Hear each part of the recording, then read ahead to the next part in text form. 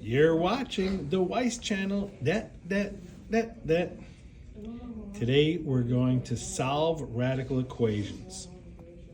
First of all, do you remember the time? Do you remember if x squared equals 49, that you take the square root of both sides, right? In order to find x, and you get x equals plus or minus 7, right? Or if you have x squared equals 81, you take the square root of both sides, and you get x equals plus or minus 9, right? Well, what if you have the square root of x equals 5? What you're going to do is you're going to square both sides, because the square root of x times the square root of x is x, right? And then you square 5 and you get 25, right?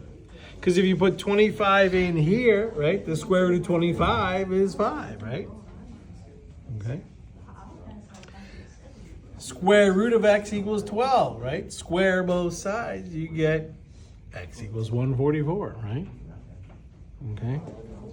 So here we have square root of 8x minus 23 minus 10 equals negative 3. What you're going to do is you're going to solve for the square root. You're going to get the square root by itself. I'm going to add 10 to both sides.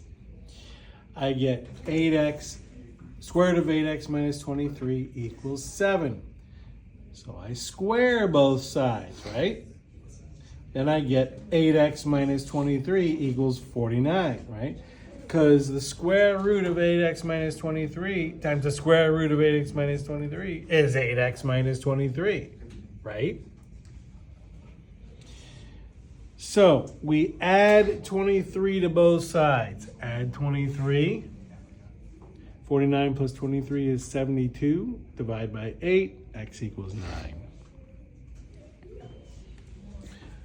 Over here, I'm going to minus 2 from both sides first. And I get square root of 4x plus 44 equals 8.